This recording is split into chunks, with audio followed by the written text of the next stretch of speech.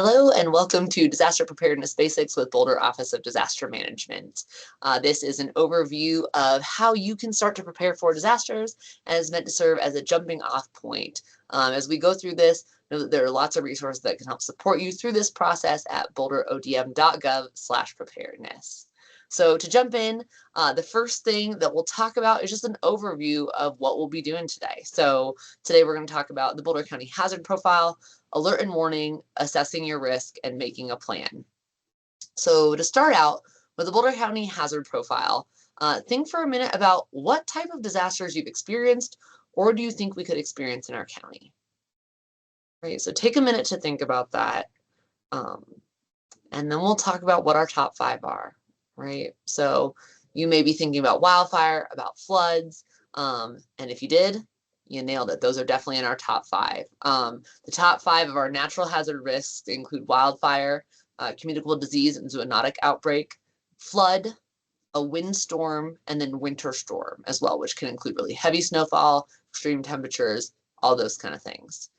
Then on the kind of human-made side, which we'll talk about less, we have things like cyber attacks, infrastructure outages, which could be power, roadways, anything like that, active harmer, and then hazardous materials release. So again, that's just to build that context, but we'll really focus in on some of these that are on this first kind of left-hand side here, and thinking about how we approach our natural hazards. And this slide is really just to build context, so if you're new to the area or just haven't experienced some of these things in a while, that you've got that kind of in the back of your mind as something to think of when we talk about some of the preparedness and actions that you might take during a disaster. So next thing we're going to talk about, really getting into it, is emergency alerts. And with this, I want you again to think about how do you normally receive information about emergencies or disasters that are going on in our county. And this can be formal or informal, right? And there's probably a lot of them that are coming to mind. For us here, we are very fortunate in Boulder County that we have a lot of formalized ways that you can get information. But we've also got informal, right? So you being the number one thing on this list, that really just means that we're encouraging you, if you see, hear, smell, sense that something doesn't seem right, take action to keep yourself safe, right? You might also get information from neighbors and friends. Opt-in alerts, or BOCO alert, as you may have heard it referred to, formerly known as Everbridge, and ReachWell as an app. Those are 2 ways that you can get formalized alerts. There's also the wireless emergency alert system, which is wireless emergency alerts, kind of Amber Alert style that will just blare through on your phone. Then we've got emergency alert system, which will go through radio or TV. That's where you'll hear kind of those and then a robot sounding voice will talk to you usually about severe weather, something like that. Then we've got all hazards weather radios, which again, very weather centric at this time. Sirens that are located throughout the county in different locations, and then door to door, right? So lots of different ways. Today, we're going to focus in on 2, those being the opt-in alerts through BOCO Alert and then the ReachWell app. And the reason that we focus in on these 2 is that there's action you can take today, either during the session or afterwards, to make sure that you're signed up and receiving these types of alerts. So a little bit of context on this, again, just to talk about some of the types. We've got emergency alerts, right, that come through our 911 dispatch centers, which we'll talk about a little bit later on. But that emergency alert is the same message, whether you get through BOCO alert, which we'll talk about, or ReachWell, same exact message, just 2 ways to get it, right? So just know that for context in the back of your mind, that getting those 2, it's just the method by which you're getting that information rather than the message that is different, okay? So with this, first one we'll talk about is those opt-in alerts or BOCO alert. These are the type that you get through a phone call, text message, email, or even fax, I believe is an option. And with this, you can get those alerts through either a cell phone or a landline, or again, an email provider, right? To get these, you go ahead and make an account at bocoalert.org, which that information will be on the next slide. And with that, you manage your account and you can add up to 5 addresses.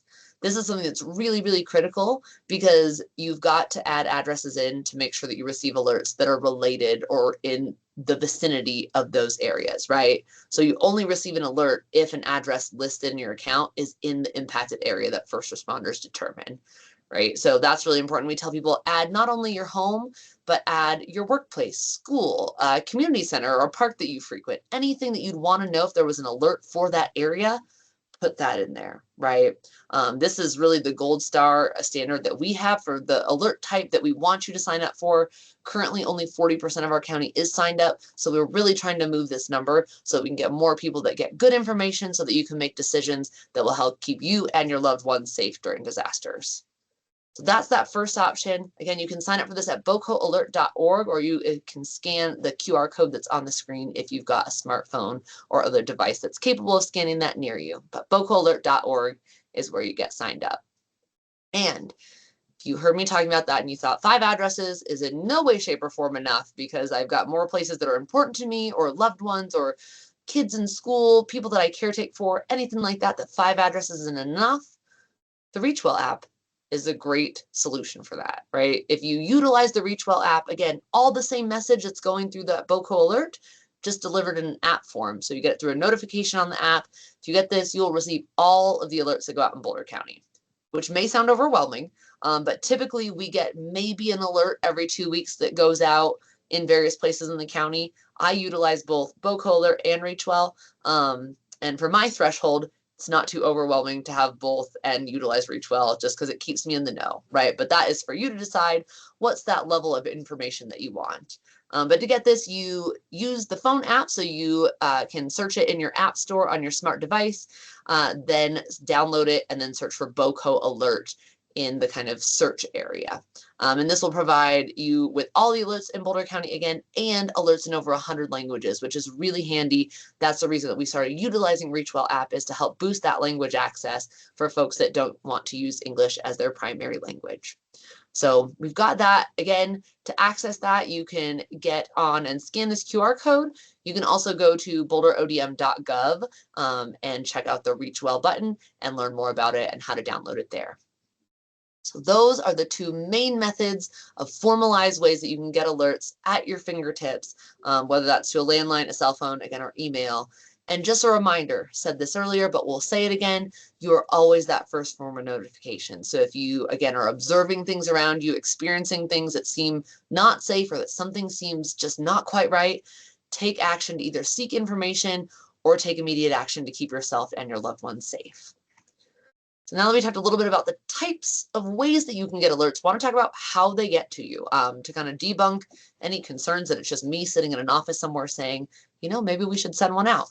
We'll talk about how they are initiated, right? And so with this, alerts always start with incident command. So our first responders that are going out on the scene are assessing the situation. Let's say it's a wildfire. They're looking at the weather, the topography, the assets and communities at risk, and figuring out what type of alert we need to send out, what severity, and to what size area, right? What areas, and it can be, doesn't have to be just one, circular, even area. It might be a very specific area that they designate. And all of our county now is also divided into predetermined alerting areas, which allows them to communicate this information much more quickly over to our dispatch centers, who are the folks that get the information out, right? So once first responders have determined, great, we need this area notified at a warning level or at an order level, right? And we'll talk about that severity in just a minute. They communicate that over to our 911 dispatch centers, who then enter that information into the different systems that they utilize, and then it gets to you and the public through, hopefully, if you've signed up, through, again, BOCO Alert or ReachWell, right? And if you're someone that likes more of a visual to kind of explain this, got this little graphic. Again, first responders that are up there in that top left, they're determining the alert area. They're then communicating that information over to our 911 centers, who then enter it in and get it to you in all the different ways that you may receive it, which can be, again, landline phone call, cell phone call, text, or email, a wireless emergency alert, all these things that you can utilize to get those messages. And again, the only 2 that you need to sign up for and should sign up for by the end of our time today are, again, that BOCO alert and or ReachWell, right? But that's just another visual representation to help drive that point home. Next, want to talk about alert terminology, because we now know the ways that we can get alerts in, right? How they get to us, who's making those decisions, but then want to talk about the terms that are used in them so that when you get that message, you can kind of understand what to do with it, right? And in Boulder County, we use 3 main terms in terms of severity, and those are advisory, warning, and order. And we'll talk a little bit about each of these and what differentiates them. So the first one is advisory, and we're going to use a little dinner analogy with this, right? So at the advisory level, this is really used to raise your awareness, right? So in this analogy, dinner is the disaster, right? And at this phase in an advisory, dinner's not really anywhere in sight, right? It's not impacting us. We don't even know if it's going to happen, but we are at the grocery store and we are perusing the ingredients, and they all seem to be there and ready that if we wanted to, or if things were to come together right, dinner would be on the table at some point in the near future, right? So that's the advisory. It means that whatever that hazard is, it's either not happening currently in your area, or that it doesn't pose any kind of threat at the time, right? So it might be really low level flooding, where we see, water's starting to pick up in these creeks and ditches. There's not really any need to take action yet, but just to kind of get you focused on, things could escalate if they continue going this way, right? So that's the advisory level. An example of when this has been used past couple years, because these go out pretty infrequently, was during a heavier rain. There was first responders that kind of went out. They assessed some of the runoff that was happening and just some of the debris flow in the creeks near them and realized, you know what, this is kind of picking up. We'd like to send out an advisory because we're in a portion of the county that has more canyons, more creeks, more ditches that could be impacted, right? But again, no imminent danger, just again to raise awareness so that folks can stay heightened in what they should be looking out for. Next, we get into the warning phase, and this is when things are amping up a little bit, right? In our dinner analogy, the ingredients have been purchased, we are back at home now, and we are cutting stuff up, and it's getting thrown in the pan, right? So we're starting to cook with stuff. This is used to get you ready to take action, right? So a warning, at this point, that means that the hazard is maybe already going on, right? But it's not at a level that's an imminent life threat, right? It's not immediately life-threatening, but it could impact the area that you're in sometime soon, right? So again, get you ready to take action. In the example of a wildfire, this could be something where it is well away from you. It's not posing any immediate risk, but you need to, again, be paying more attention to know that, yep, I might want to start to gather things together, pack up my animals, load up any more challenging equipment that I might need to bring with me, right? Any belongings that are bulkier, harder to move around with, and get those loaded up to be ready to go, right? This is also a phase where we encourage people, if you need any extra time to mobilize for any reason, get going at the warning phase. Then we ramp things up for our last kind of severity level to an order. And this is the point where dinner is on the table and it is time to get going because no one likes cold dinner, right? The disaster is here. It is right in front of us, right? So with an order, that is used to share directives that you need to follow immediately. This is one of those things where folks will sometimes ask, is it mandatory? It's not mandatory, but the people that love and care about you sure probably wish that you would take it as mandatory, right? Because at this point, options narrow. So if an order gets put in place, you can choose not to leave, but the option for first responders to be able to get back and assist you might be gone if there's no access to you because things are flooded out or they just physically cannot get there, right? So orders should really be taken to heart and know that whatever the directive is, you should follow that immediately to keep yourself safe. And we'll talk about orders. What types of things are I going to be ordered to do? These are the notification actions, right? So the first type that you might get asked to do is climb to higher ground. And that just means get to a location that is higher up than where you currently are. So that might mean going to the second floor of a building. If you're out and about, that might mean getting up a hillside, out of the canyon or creek that you're hanging out by, anything like that. Get to somewhere higher than you currently are. Evacuation is a directive to leave the area immediately. That's something that's often used in wildfire, could potentially be used in a hazardous materials release or anything else where folks and first responders need you to leave an area to make sure that you stay safe.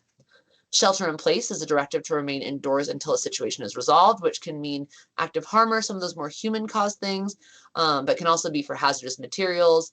And we'll talk in a little bit. Sometimes we get not a directed shelter in place, but sometimes a self-imposed shelter in place. So we'll talk how to prepare for that. And then the last things that you might see come through in an alert are missing and endangered persons, which again, that might not be a disaster for you, but it's rather just something to know that you might see come through on the alert system that's used to raise awareness about someone who is missing, to make sure that we increase community awareness, increase the chance that they are located and gotten back to united with the place that they should be. And then last but not least, all clear. That is just that follow-up message that is issued after officials have determined that the threat no longer, or the hazard no longer presents a threat. It doesn't necessarily mean that you can go back into the area that maybe was evacuated, but rather it means that there's no longer an escalating risk that exists, right? That things have been neutralized, taken care of, and the hazard is no longer progressing. So with that, that's all of our emergency alert notification pieces, the language that's used. Next, I want to talk about kind of some nuanced pieces of other ways that you can get information, right? Because emergency alerts are used in the moment when there's a disaster happening to get you going, get you paying attention to those things that are going to help to protect your life safety. Information updates, on the other hand, this got rolled out in the summer of 2024, but can be received through BOCO info. So an important thing to note, BOCO info is not an emergency alert. It is rather an update. So the types of information that you might get through this would be things like shelter locations, road closures, other incident details that aren't pressing, that are not about those immediate life safety pieces, but rather supplemental information, right? To get these, you can text BOCO info, all one word, to the phone number 888-777, and it will look like this image that's on the right side of the screen, which is a text message. It'll have the name of the incident. So for this example, Stone Canyon Fire Evening Update, more evacuations lifted, and then there's a link. And then if you click on the link, it takes you to boulderodm.gov, and then those updates will be right there in front of you. So essentially, this is just a way that instead of you having to seek out that supplemental information that comes, and it has nothing to do with an emergency alert, but it's information that might be handy to know, this is a way to get that delivered to your phone. If you're someone that says, no, I'd really rather not have more text messages, I'm fine, then there's a way that you can also seek this information out. If you go to boulderodm.gov under this announcement section that's kind of in the center top portion of the homepage, all that information is the same link that text message link will take you to is right on this page, right? So it'll take you to that specific piece. So you can also seek that out if you prefer to not get a text message. And this is all information that's vetted that comes through our coordination system when we have a disaster. So that's just some ways to get additional information as we kind of round out the emergency alert and other information portion. Next thing we're going to talk about is assessing your risk. And this is a really important component of preparedness, because if you're not quite certain about what the risks and what your environment is like and what your personal capabilities or vulnerabilities are, it makes it hard to plan accordingly. So with this, it's really important to kind of assess both your skills and abilities and the environment around you. The first way that we start that is talking about lifelines. And so with this, rather than having a plan for saying that I have to have a wildfire plan and a flood plan and a landslide plan and a high wind plan, instead, we encourage you to think about those lifelines, the things that you depend on day in and day out, and how you might kind of have a backup plan for those if they were to be interrupted, right? And that could be because of a natural disaster or something widespread, or it could be more of a personal, household disaster or thing that's going on currently for you that day, right? So the things that we encourage you to think about, because these are applicable no matter what the hazard is, are food, water, and shelter, health and medical, power and gas, communications, and transportation, right? And these, when you think about these, on our website, we've got a risk assessment worksheet that you can take and do and kind of help you to narrow these down. But it's really looking at which of these do you feel most confident about, that you have good backups? And those are things that you can maybe pay attention to a little less because you've already got those plans in place. And then thinking about which of these do you have really no idea what you would do, right? So an example for myself, up until recently, was transportation. I have a vehicle and I live in a pretty walkable area. But if my vehicle, for some reason, I was not able to start it that day, or there is a tree down over the road and I just can't drive it out, what is my plan for transportation should I need to evacuate, right? And so for me, that looked like talking to friends and talking to a neighbor to say, if I can't get out of here and if my dog is home alone, would it be okay for me to ride with you and or for you to get my dog and get them to safety in transportation with you, right?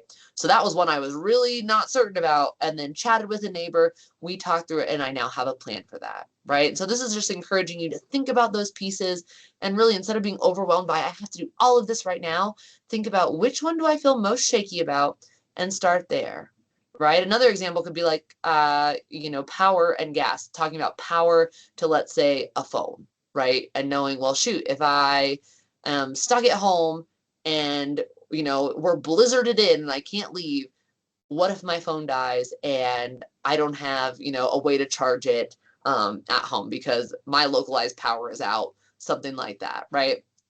Having a backup battery charger that I can use to plug that into is something that might be a helpful workaround, right? Or something that I started to do, again, because these don't have to be expensive options, is I just started keeping a charger in my vehicle because my vehicle has the ability to plug in and then I can charge there, right? So just little workarounds and starting to build that in, and then you can get bigger and bigger as you kind of build that foundation of ways that you've prepared, right? But thinking about these main buckets and just what is your option A, and then what would be your backup, backup option B, even backup option C to get a good foundation there.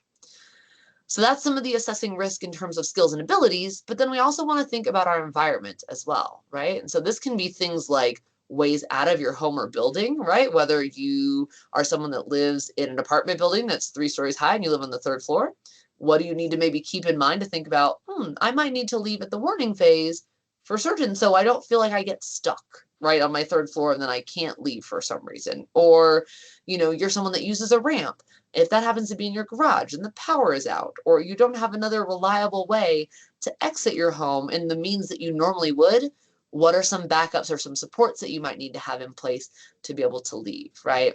We had a partner that we work with share that they realized at some point that if power was out, the ramp that they utilized to leave their home is in their garage. If they couldn't open their garage door, that meant they didn't have a way to leave their home, right? And so again, just evaluating what are those things that could present challenges and how might I work around them, right? By either adjusting the resources that you have or even adjusting just what supports you might need in place. Is that a conversation with a neighbor ahead of time to say, hey, I might leave my garage open on this day. Don't be alarmed if I do. It's just because I'm worried that we might lose the power, or having them support in some other way, right? Also thinking about roadways that you have access to. This picture that's kind of in the middle here is the area that I work in the city of Boulder, and we are on a one-way in road, which means that I and our whole office has to think differently about if we were to be impacted by some kind of hazard. We only have one true road out, right? And there might be other ways that we could utilize, but it'd be going off the rails a little bit, right? And so thinking about that red line on that picture is a way that I cannot go, and it's good that I know that ahead of time. And then the green line is ways that I know for sure get me to safety, right? And so just thinking about that for the community that you live in, areas that are near your workplace, etc., about what are routes that you can take in and out, and does that go through a really windy, easily flooded road, or is it somewhere that's pretty neutral, easy to get in and out of? Because again, that you can't change your environment necessarily, but you can change the behavior of the plans that you create, right? So again, the roadway example, if I know, this might get pretty clogged up because there's only one way in, one way out, I might choose to say, yep, I'm going to leave my home. I'm going to leave this location that I'm at before it gets to an order. I'm going to leave at the warning phase, right, to make sure that I have ample time to get to safety in a way that is going to work. And then the last little bit, just to think about your environment, is proximity to risk, right? For me, I live in Lafayette. My flood risk where I live is extremely low based on where my home is, right? That's not for everywhere, because if you're along a creek, other things, that's not what that's going to look like. But my flood risk looks a lot different there than it might in some of our communities that are right outside of a canyon, right, where water is going to get funneled through. Or if I live right up against grassland, that might look different in terms of risk for wildfire than it does living elsewhere, right? And so just knowing those things, again, not because you can change those pieces, but rather just thinking about how might I choose to act differently, or what things might I plan for that might impact me a little differently, right? So this bottom picture is of a dam, right? If you live near that and that spills over, there's some flooding that could happen if there's a lot of rain, right? Versus if you live really far away from that, some of the spillover, if it's minor, is not going to have impact. Right? So just, again, evaluating those things around you, get to thinking about it, because that will help you narrow in your focus for the things that you want to plan for and focus in on based on that risk level. And then we get to making a plan, right? So kind of down to the nitty-gritty pieces of it, of what do we do to take those risks that we've assessed and put them to work to make sure that we have some sort of workable plan for ourselves. And on our website, boulderodm.gov/preparedness, there is also a creating a plan worksheet that you can follow along with and fill out, that's got some prompting questions that just helps you get that ball rolling on how you put together your own plan, right? And the first piece we want to talk about is just making sure that as you create a plan, it's both actionable and sustainable. And so with this, we mean that it's something that you can actually do, that you've talked to the folks that are involved with this plan, making sure that it's not just an idea that's in your head, but rather something that is going to be able to put into motion as you need it to, right? So an example of this that would not be actionable, if I create an evacuation plan that is, I'm riding with my neighbors, if my car is for some reason incapacitated and I have not talked to my neighbors, not a super actionable plan, right? So making sure to just have it be within a realm of realism that works, and then sustainable, which doesn't mean that it has to be eco-friendly, that kind of sustainability, although if it does, wonderful. But rather thinking about, does the plan last for the amount of time that you anticipate that it would need to, right? So for example, if I have a family of 4 and my plan for if we get a power outage and we're kind of stuck at home and stores are shut down, we've got backup food, and my backup food is a bottle of water and a box of granola bars. There's going to be an internal to the home disaster when people are hangry and upset and all these things going on, right? On top of the, and they're legitimately hungry and we don't have water, right? So making sure that whatever your plan is, you're working into the best of your ability with the resources you have to make sure that it sustains you for the amount of time that it would need to. And we'll talk about that more as we go through these different slides. With creating a personal plan, the things that we really want to focus in on for that base level are communication, which is why we start all of these, trainings that we do with the alert and warning piece. Then we'll also talk about evacuation, a little bit about shelter in place, and then also a grab list, right? So with communication, the things that we want to think about are, 1, getting informed, and that's why the first step in your preparedness planning, if you do nothing else, is making sure you are signed up for those emergency alerts. So either through bocoalert.org or through downloading and using the ReachWell app, right? That is step number 1, because that gives you good information to make those decisions on that will help inform the rest of the things that you do and how you respond during a disaster. Next piece around communication is thinking about key contacts that you might need, right? And making sure that ahead of a disaster, you know who are those key people that I need to touch in with that might be dependent on me or vice versa, and making sure to have duplication in how you have their contacts. Because most of us, everything lives in our phone, right? As I put this away in my weird background, it disappears. But everything lives in your cell phone for the most part, right?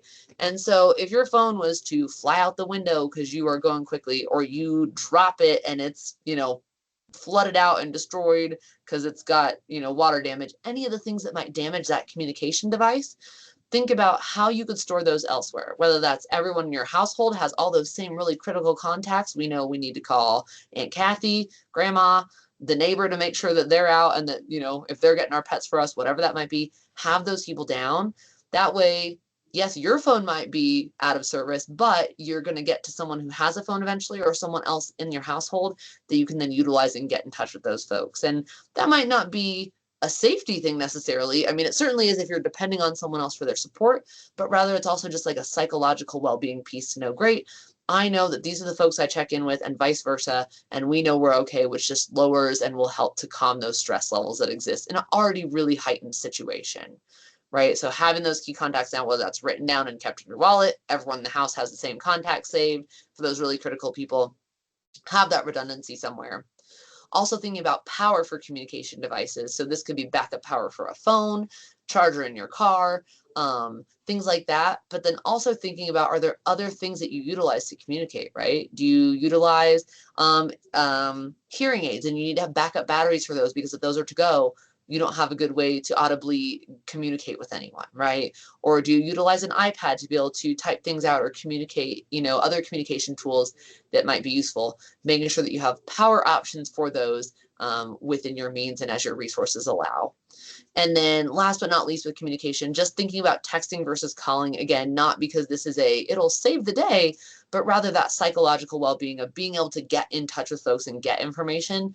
Text messages will typically go through easier because it's kind of a one-to-one transmission versus a call that has to be sustained through cell towers or other infrastructure. And so knowing that is just kind of a thing to have in your back pocket. If you need to get in touch with folks, need to do it quickly, and need it to go through, try texting instead of calling if you're struggling to get calls to go through. So that's a little bit of the communication planning you can do. Additional things to think about, again, are on that creating a plan worksheet, but things that you can also think about is, do you want to have a meetup spot for folks that if communication is down, everyone knows we go to this relative's house and that's where we all circle up and meet. And that's how we then start to create that face-to-face communication, right? So there's other creative things that you can do to work around some of the barriers that might be put in place during disasters.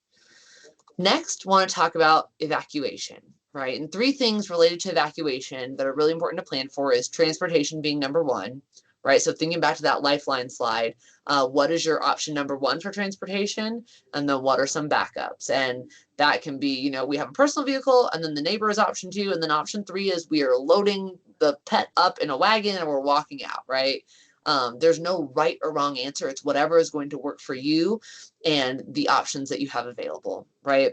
So with transportation, again, really starting those conversations with friends, with neighbors about how can we plan together to work through these things. Another piece, again, just to circle back on the garage piece, is that if you have a garage, you can't open the door, you have to evacuate. What do you do? This center picture on this slide with that red tab, that is how you can release your garage door so that it can kind of emergency be opened. Caveat to that is you have to be able to physically lift the door, right? And so just something, again, as you plan, if you know, I don't know that I can do that on my own, plan ahead with a neighbor, someone else, or if you find it's a day that I'm really worried we're going to lose power and I'm worried that there might be an evacuation, perhaps you choose to keep the garage door open or park your car in the driveway or outside of the home. There's no right or wrong answer to this. It's, again, what you're able to do and what risk acceptance level you have. A question came up once of, what if you couldn't get the door open and you were there by yourself? My response was, well, I would be putting the pedal to the metal and trying to drive through my garage door. Someone brought up, well, that could structurally damage your home or you could hurt yourself. And again, for me, there's no right or wrong. You might say, no, I'm not driving through this door, right? That might not even work. But for me, I said, well, if it's the option of staying here, finding another way, or giving this a go, that's where my risk acceptance would be, right? So that's no right or wrong. Pick what works for you. But making sure that you do have ways to exit, your home during a disaster. Next thing to talk about is routes, right? And making sure that you know routes. So we kind of talked about that earlier with that assessing your environment piece, but start to kind of explore around your neighborhood, around where you work, where you go to school, places that you frequent. What are different ways that you can get from point A to point B? Because that just helps you build that mental kind of resiliency of knowing, here's how I navigate around my community so that if one area is to be flooded out, or there's impact to it, or there's a lot of traffic, great, I can roll over this way, and I know that that's another way I can get that gets me further away from this hazard, right? So start to explore that. And with routes, another thing to know is that this doesn't have to be traditional, right? So if you know that you live next to a very wide trail that you have walked a ton of times, it's drivable, your car and your driving skills can handle it, and that is your only way out to get to safety, and your life is in danger, you can take that way. Right? The goal during a disaster is to get to safety by the means that you need to take to get there, right? No one's coming down to take you to say, hey, you're not supposed to drive on this trail today. But just, again, making sure that skills and ability-wise, you are confident that you can get it and you know where that dumps out at, right? So that you don't drive this and then end up, at a fence or at a concrete wall or things like that put you in more of a bind. But be creative with your routes. And with your transportation for that matter too. There's lots of different ways and there's not one right or wrong answer. And then last but not least, with evacuation, I want you to think about grab lists as well. And this is a little bit of a departure from a go bag, which has, been something where you kind of have those traditional emergency supplies, or you throw together things in a backpack or a bag, which is certainly a wonderful option, right? That's not a don't do that, but rather this is just to supplement and kind of enhance that. We'll talk a little bit about a grab list in these next couple slides. So with a grab list, what that essentially is a list of items that are things that are, have emotional ties or sentimental. They're things that you just use every day that you can't, necessarily grab on the fly, right? Because a lot of times when we think of a go bag, we're thinking like, what are my medications? Do I have maybe some extra food, some water, a flashlight, kind of those traditional emergency supplies. But what it doesn't account for, and what we've learned from folks in our community who've experienced losses, is that those sentimental pieces, those truly irreplaceable pieces, are the things that's what, kind of comes down of, oh, I wish I would have gotten that. Right. And so with the grab list, this is something that you can create that encompasses all those kind of day-to-day use items that you're not going to put in a bag or a box on a shelf somewhere to say that's what we grab in a disaster, and also those sentimental and irreplaceable pieces. Right.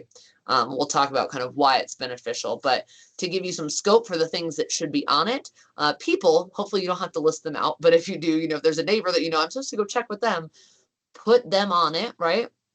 And with a grab list, like get the people you love, even the people that drive you nuts. It's a wacky neighbor, take them with you, right? We want to get everyone to safety. Making sure that you have a plan for pets as well, and thinking about if you're not home, is there a neighbor, a friend, someone that has access to your home to be able to get them? Papers, which is really just a P to fit into this kind of little mnemonic that just means any important documentation, right, that you might need. That could be passports, that could be titles, deeds, etc., birth certificates. Prescriptions, which means any kind of medication, but then also any durable medical equipment, other things that you might utilize, hearing aids, dentures, eyeglasses, anything that you might need to just support your well-being. Priceless items, again, so those things that are irreplaceable. You cannot go out and buy another one. It's a, quilt that my aunt made when I was a kid, or it's this photo that I have that's really meaningful. Those kind of things, add them to your list. Personal computers, if that's something that you want to take with you, whether you have things backed up on the cloud or it's actually on the computer. And then plastic, which is not, gather your recyclables and it's time to float through this flood, but rather means just a cutesy P for plastic, meaning a credit card. Have a way to pay for items as you evacuate and as you leave, right? So with that, some examples of what this can look like. So we encourage people to list out the item and then also the location. And the reason for that being is that when you get that emergency alert, when something shocking and stressful is happening, you're not firing on all cylinders, right? We all might think we're good under stress, but then that moment hits and you're like, I was making some wacky choices in that time, right? So by having that item in that location gives you a focusing tool to be able to say, okay, I can really get in here. I know I need to grab these things and here's where they're at and get the job done, right? Having them listed out like this also gives you the ability to delegate to other folks in your house. So if you are the responsible household member, everyone else is being a yahoo, you can very easily say, great, you need to go grab this quilt and these photos. This is in the hallway. This is in the bedroom closet. Go, right? And it gives some more purpose to that. Other benefits is that by having this and keeping it somewhere that's easily accessible to everyone in your home and to neighbors or friends, makes it easier for someone else if they needed to grab these things for you to be able to do that without you being there, right? So let's say I'm at work, but I know I have a friend in the area that can go home. They know this is on the inside of my kitchen cupboard. And I say, hey, can you go grab my dog? And a couple of these things, they know where to find it and they know where the location is. And then lastly, it's scalable, right? So if you make this list out, either as a household, everyone can make their own, but this is something where if you feel like, great, we just got a warning and we're going to start to gather stuff together, you've got time, you can get everything on the list and have time, wonderful. If you get an order and you're like, it is go time now, we've got 5 minutes before we are feeling really uncomfortable about not leaving, you can then say, great, we highlighted a couple things, that's the top priority, and if we cannot get anything beyond that, that will be okay because our safety is more important, right? So it allows you just kind of some tools to be able to do that, and can be a really handy thing. And from folks, again, who have been through losses, they've shared like, this is the kind of things that I wish I would have thought about on top of that kind of emergency go bag type of thing. What is sentimental to me? What can I not replace? So really consider that. Another tip that was shared from some folks that I know that have evacuated multiple times is when you're thinking about clothes, grab your laundry basket. It's got clothes that you typically like to wear in it already. And yes, while they might be dirty, it's stuff that you probably feel comfortable in, right? Versus, oh, I threw, this sweater and these jeans in this bag to change into, and now they don't fit really well anymore. Or they're things I don't like, right? But they always sit in the go bag. Instead, think about how can you grab things that, again, provide you that comfort and that grounding when you're in an already stressful situation. So that is a grab list. There's a template for this again on our website as well if you'd like to fill one out, or you can use just any piece of paper, write it down. This is something you could do You can probably think of a couple things in this moment that you're like, this is something really important to me in my home. Jot that down and then, get back to home if you're not there currently, and then start to make this list for yourself that's more fleshed out, or make it for family members with your whole household, etc. Folks have shared that they've had their kids do this as well, knowing that if in the moment their kid might grab video games, is what someone told me once, and they said, what I really think they'd probably want is this stuffed animal and this other thing, so having them think through what are those things that help calm you, keep you grounded, can be a really great thing to do, and do it as a whole household plan. So that is a grab list, and that kind of ends the evacuation portion, but also want to talk about shelter in place, right? We talked a little bit earlier about why you might shelter in place. That could be for hazardous materials release, right? It could be for active harm or things that you're directed to shelter in place. But sometimes we get incidents where there's no order that goes out. We're not being told we have to stay in, but you just are kind of required to, right? If you are snowed in because we've had blizzard conditions and you can't leave your home, or you can, but you're not driving anywhere successfully, right? That's kind of a chosen or naturally imposed shelter in place. Same with a power outage. While you might not have to stay at home when everything is closed and traffic lights aren't working, not always the best bet to go out and about, right? So with that, the things with that is if it's a directed shelter in place, make sure to follow those directives. But if it's in the event of snowstorm, power outage, those types of things, think about what are those lifelines again that you want to have on hand, and prep for that as best you can, right? So having some food and water, right? Do you have some backpacking meals or some canned food or things like that? A jug of water or two, or a water filter around, so you've got access to those pieces if you're not able to get out. Specifically with power outages, thinking about what foods can you utilize and keep on hand that don't need to be refrigerated beforehand or after you cook them, and what do you not need power to be able to fix, right? So for some folks, that might be a loaf of bread and a jar of peanut butter.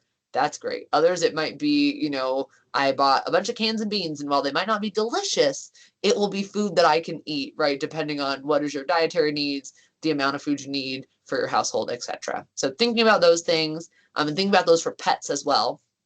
Also thinking about lighting with power outages. If you don't have light, that's where we increase the risk of having trips, falls, other things that can be harmful. So making sure whether that's a lantern, a headlamp, a flashlight, string lights that are battery powered, whatever you want to have, and then backup power sources, both for lighting and any devices that you might be able to utilize. So think about those things again, just as another piece of things that you can plan for. And then additional considerations, kind of rounding out the planning portion, things to make sure to think about is access and functional needs, right? That could be disability, that could be language access, that could be kids that can't just drive themselves anywhere, right? Make sure to consider those in your plans, whether that's in your household, yourself personally, or just that you've got friends, neighbors, folks that you can plan with, right? And knowing that we all have different things to be able to bring to that table to support. You might have someone that in your neighborhood, they use durable medical equipment. That might mean that they either have a generator, right, that you might be able to help utilize if you need it for things, or vice versa. If you have one, you can say, great, I can be a resource. Let me connect with them so that we've got that partnership ahead of a disaster, right? So thinking about those things. Also time and place, how that might adjust. If it's, the middle of a work day, my plans and what I might do look a lot different than if it's 11 o'clock at night and I'm at home, right? So thinking about, do I need to make arrangements to, be able to get my kids from school or pick up a pet, or I need transportation, right? Whatever that might look like, think about time and place and how that might impact your plans. And then last but not least, pets, thinking about, again, for them, who might be able to get them if you were not to be home, and then also thinking about how you prep for them again with the food and water, like we mentioned on that last slide, and just behaviorally knowing that we're all impacted, right? Adults, kids, everyone, we are stressed, and that energy is going to translate to your pets and animals as well. So while you might think my dog is great and they're wonderful off leash, and when I open the door, they know to go jump in the car. And then, it's really rainy outside and there's thunderstorms and they're wigged out. And now you open the door and they take off and they are now just a resident of the greater Lafayette area, right?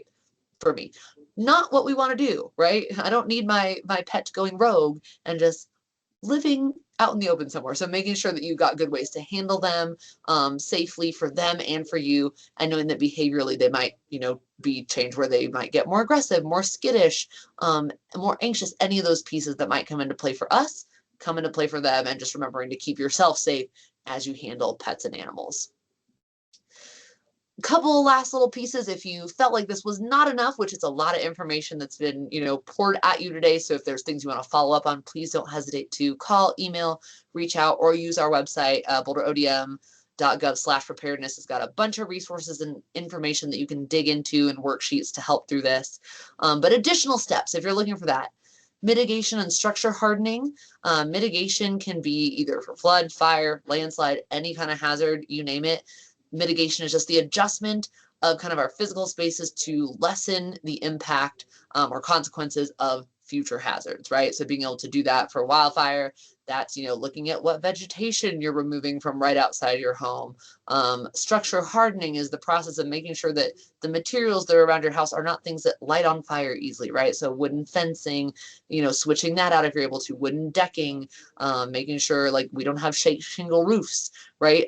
Because that's part of something that was identified as this is not an okay option.